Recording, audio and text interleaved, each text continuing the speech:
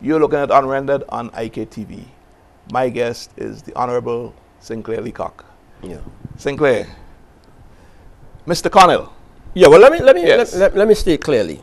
Chester is a person with whom I feel I have good relations. Good. I've never had any argument, disagreement.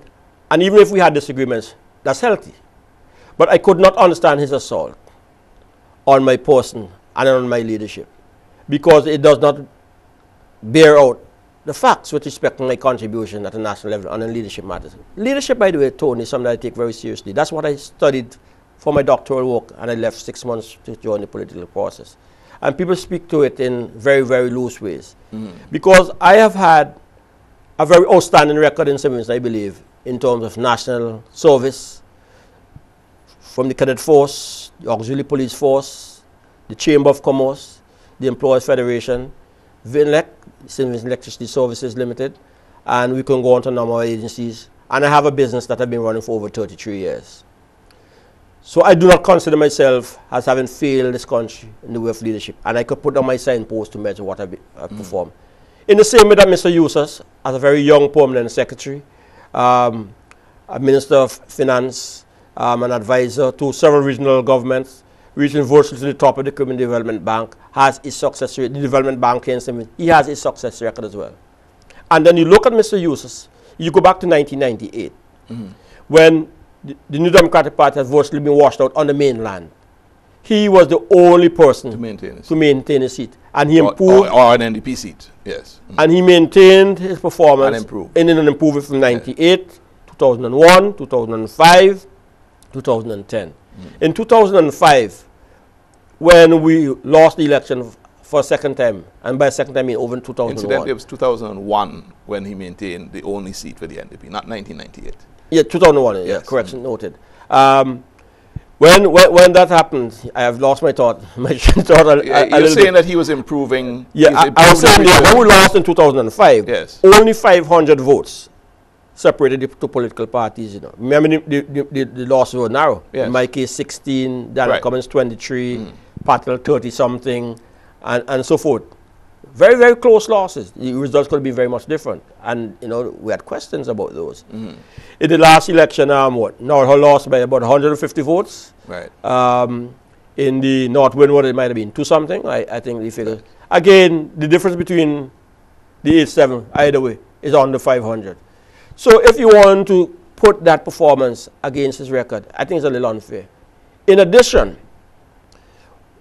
I sit in a seat in which I have a much different picture of Mr. Eustace. Now, mind you, I'm not saying that Mr. Eustace and the rest of us are beyond criticism. All of us have our shortcomings. And certainly there are a number of things I would like to see Mr. Eustace do differently. There are times I would like to see him a bit more aggressive on certain matters. Other times, maybe a little bit more patient on matters.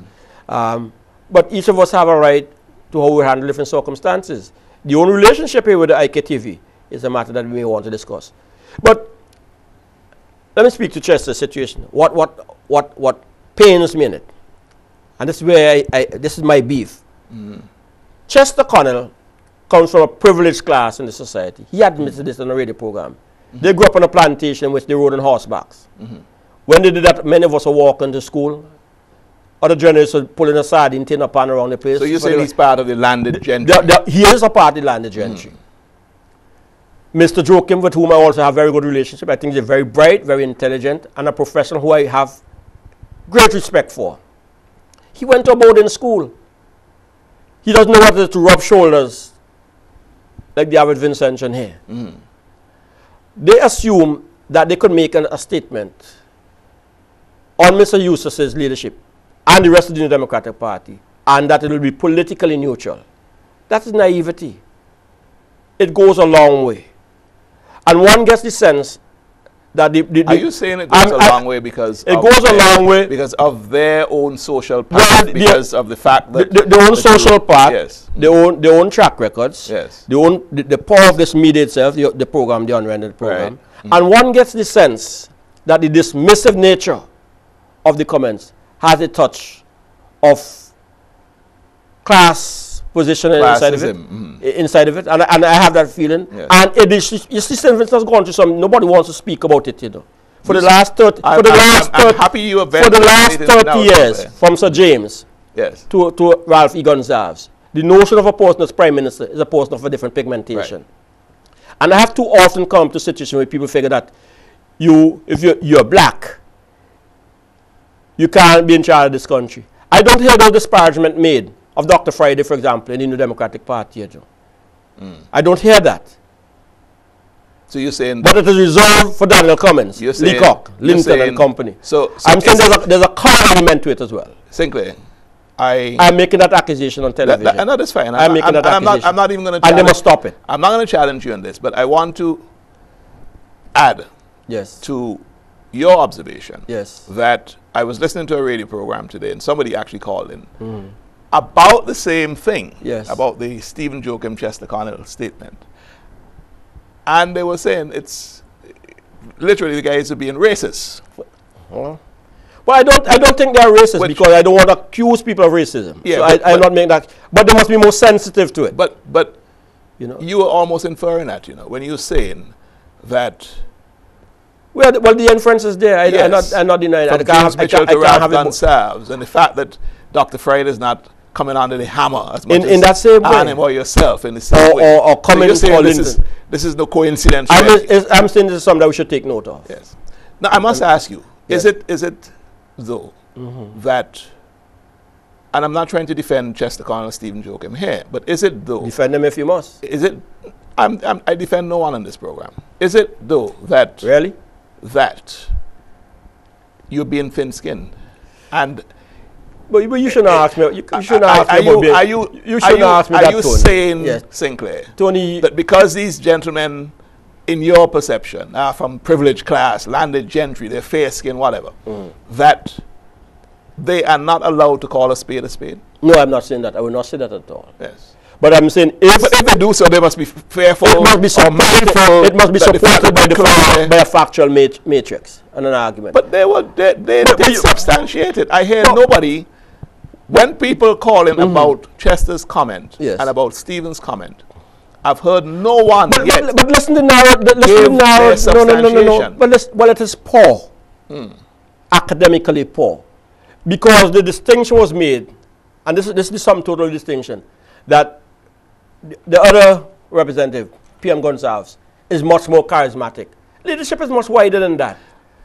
Much wider than that. You know, as a student of leadership. Essentially what they were saying, they were saying that and if somebody else had the helm of the NDP, under the current circumstances, the current conditions, economic conditions, etc., they would have won the 2010 elections. But that is the criticism they're really making. But that said, and they're saying that the Honorable Anna Musa should not seek to continue.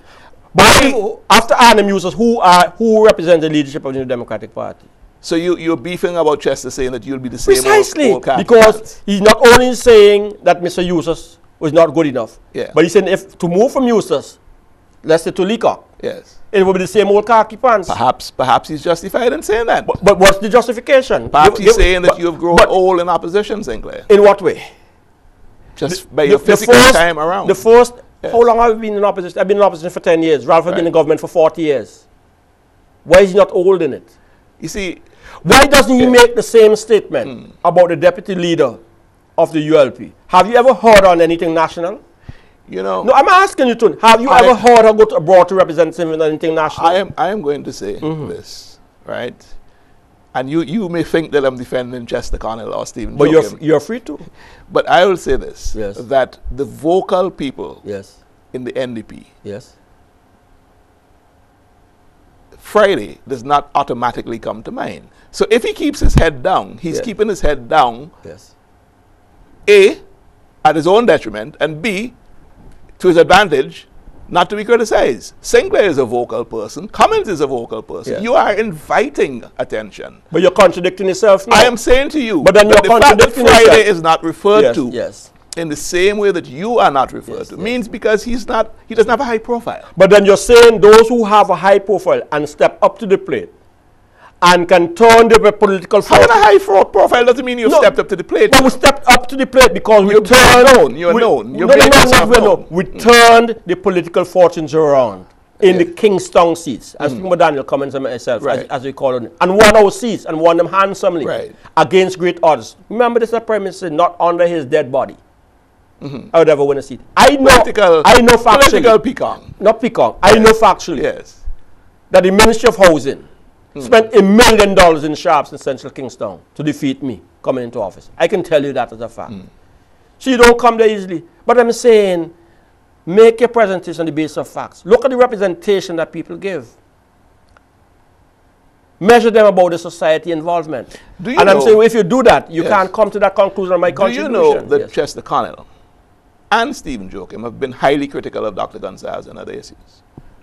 I have no problem with that. So I'm trying to make the point. I have no problem with them being critical of myself, you know. I'm trying to make the point that they cannot be coming from a direction of their social path. Tony, they are making their own Tony. Criticism is one thing. The dismissive nature and the sarcasm is another. Sinclair, I'm not aware, and I'm being very honest here, I'm not aware, because I was on the program, I'm not aware in the context in which Chester Connell or Stephen Joachim brought up the issue of Arnhem's leadership is any more sarcastic or dismissive than issues where they have criticized Dr. Gonsalves. So I really can't say that these gentlemen are coming from a direction of, well, Arnhem is black. But I have to respect your opinion and from where you said, Tony. No, I'm trying to be fair. But I'm respecting your position and from where you sit. From where I see it, I find it very highly offensive, and I defend that. Having said all of that, are you satisfied that you're rallying behind your leader, and you're satisfied, apart from notwithstanding the call from Chester Connell or Stephen Joachim, are there other forces within the NDP that are thinking similarly? Are you satisfied that isn't happening? Oh, there are other people within the NDP fold who do not support Mr. Hughes. So some of them have put pen to paper on that in the newspaper. So I can't bury my head like an ostrich and say that's not aware. In our own private meetings, Mr. Hughes has had his fair share of criticisms from other members. I have had mine Friday. All of us, we do it across the board, but that's what builds the democracy in the party.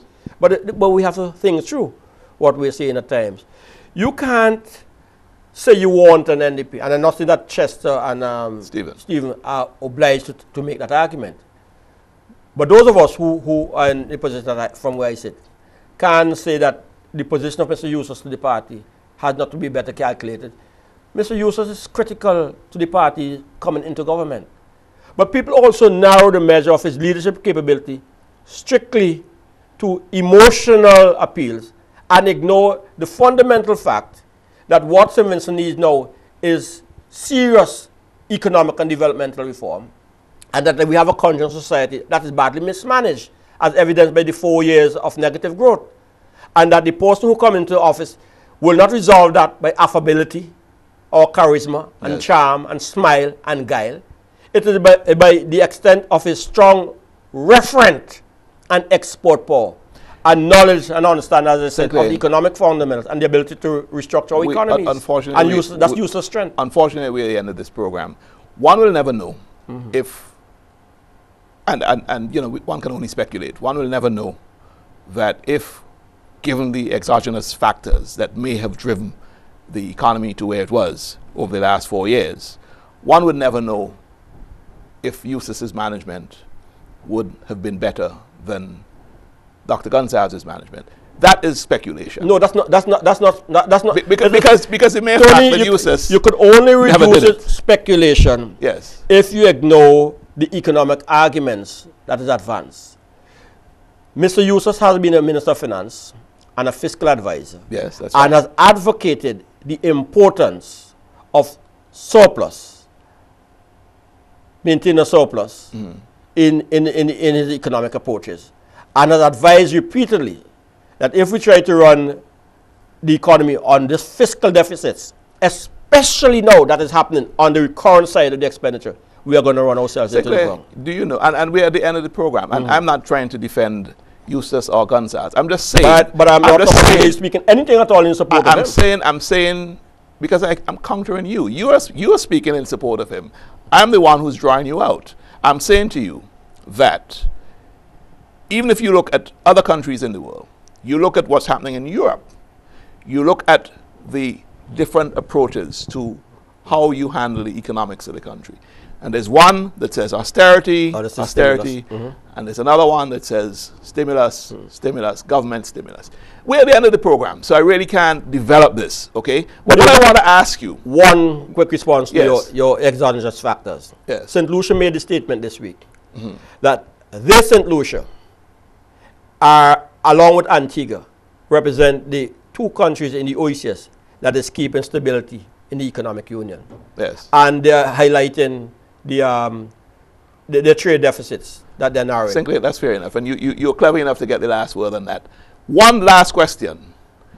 Is Sinclair Leacock eyeing the leadership of the NDP party? You've asked me this before. I'll keep on asking. And I'll say I will be a faithful follower to the leader of the party. If circumstances in the Democratic Party present themselves that I have to step up, I'll be prepared to fill that vacancy. There isn't such a vacancy at this time. Thank you very much for coming on the program. Thank you. Always a pleasure to have you. Always. This has been Unrendered. My guest was the Honorable Sinclair Leacock. Jomo Thomas is up next with Plain Talk. Man, you can't run. You want to run out of me?